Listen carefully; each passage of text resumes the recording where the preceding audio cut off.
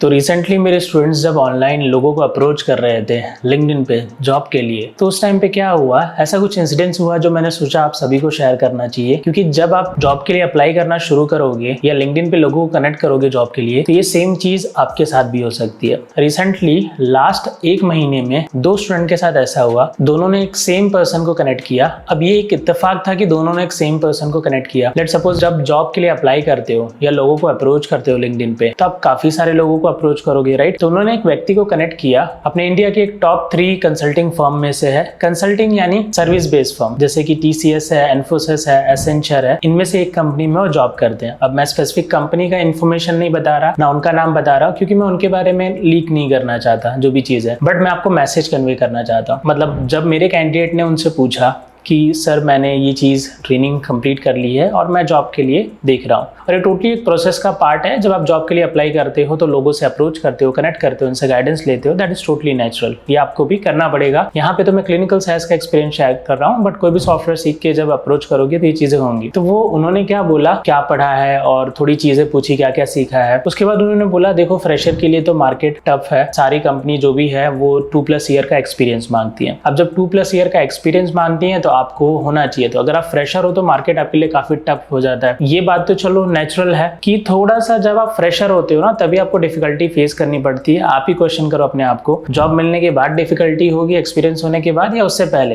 फिर उन्होंने नेक्स्ट चीज जो बोली, जो बहुत ही इंटरेस्टिंग थी, कि एक दूसरा वे है, एक गर्ल का प्लेसमेंट हुआ है बट वो पेड है, उसमें आपको अराउंड 3 लाख पे करना पड़ेगा। तो स्टूडेंट ने पूछा मतलब डिटेल में जाके थोड़ा कि कैसे क्या होगा, क्या करना पड़ेगा सब। उन्होंने बोला कि उसके लिए आपको ये लोकेशन पे आना पड़ेगा फिजिकली, समझ लो 1.30 या 1 लाख आपको पहले पे करना पड़ेगा। रिमेनिंग अमाउंट जब आप सेलेक्ट हो जाओगे तो पे करना पड़ेगा। मेरे स्टूडेंट ने पूछा कि ये कैसे पॉसिबल होगा और इसका क्या प्रूफ होगा इन सारी चीजों का। तो उन्होंने बोला कि आपको फिजिकली आना पड़ेगा, फिजिकली एक लोकेशन पे, क्योंकि आप भी इतना बड़ा अमाउंट पे करोगे तो आपको ट्रस्ट चाहिए, राइट। तो आप फिजिकली आ जाना और वहां पे बैठ के बातें हो जाएंगी, फेस टू फेस पूरा प्रोसेस बता देंगे, और एक बॉन्ड भी साइन होगा कि अगर आपका नहीं सिलेक्शन होता तो ये पैसे रिफंड हो जाएंगे। अब ये तो अभी तक चैट्स पे हो रही है, और जब ये चैट हो रहा है उस वक्त तो मुझे नहीं पता था, कुछ टाइम बाद मेरे स्टूडेंट ने मुझे बताया।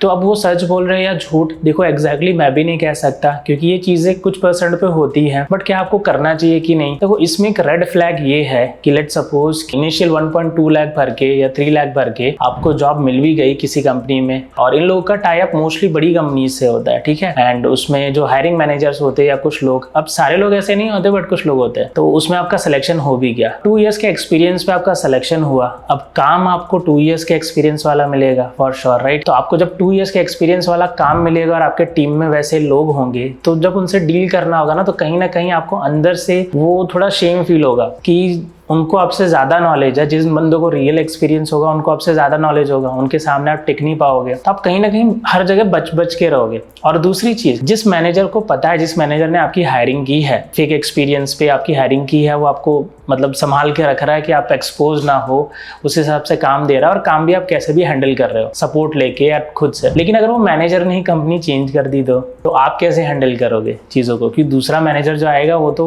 मतलब आपको काम उस लेवल का देगा कि आपको थोड़ी डिफिकल्टी मुझे लगता है होगी। तो ये कुछ चीजें होती हैं। तो कभी भी जब 2 ईयर 3 ईयर का डालते हो ना, तो उससे पहले ये पॉइंट सोच लेना कि लेट सपोज कि अगर वो मैनेजर को पता है वो आपको संभाल लेगा, बट अगर मैनेजर ही कंपनी चेंज कर दे, स्टाफ ही चेंज हो जाए, तो फिर क्या होगा। और यही कुछ रीजंस होते हैं जिसकी वजह से फ्रेशर की जो वैकेंसी होती है ना, उसमें थोड़ी बहुत प्रॉब्लम आती है। बहुत सारे लोगों को ना मिलने का रीजन एक ये भी होता है कि कुछ वैकेंसीज बायस में चली जाती हैं। देखो जहां इंसान है वहां पे ये चीजें होने वाली हैं कि लोग थोड़ा सा बायस होते हैं, पैसे लेके ब्राइब कर देते हैं पोजीशन को। कितनी भी बड़ी कंपनी हो, कितना भी अच्छा डोमेन ना हो, कहने को क्लिनिकल साइंस प्रोग्रामर या जो ये रोल है कितना क्लीन डोमेन है, बट यहाँ पे भी ये चीजें होती हैं एंड हर जगह ये चीजें एग्जिस्ट करती। जैसे कि मैंने बताया, जहां इंसान होगा वहां ये चीजें होंगी। तो आपको क्या करना है ऐसे सिचुएशन में? देखो मैं तो सजेस्ट करूंगा कि इनिशियली इतना बड़ा अमाउंट 2 to 3 लाख या 1 लाख भी बड़ा अमाउंट होता है, आप खुद से मेहनत करो, टाइम दो। और सीधी सी बात है, मैंने पास्ट वीडियोस में बताया 4 महीने ट्रेनिंग के लगेंगे, 4-5 महीने अप्लाई करने या क्रैक करने के लगेंगे। कोई ना कोई इंटरव्यू तो आपको मिल ही जाएगा जिसको आप क्रैक कर लो, थोड़ा टाइम लगेगा। जल्दबाजी में या फियर में, अवेयरनेस ना होने के कारण, गाइडेंस ना होने के कारण हम ऐसे कंक्लूजन पे आते हैं, और ऐसे कंक्लूजन पे आने के बाद, ज्वाइनिंग करने के बाद भी डिफिकल्टीज खत्म नहीं होती। बात यह है कि इस 2-3 ईयर का या 4 ईयर का डालने के बाद भी अगर आपकी डिफिकल्टी खत्म हो जाती तो भी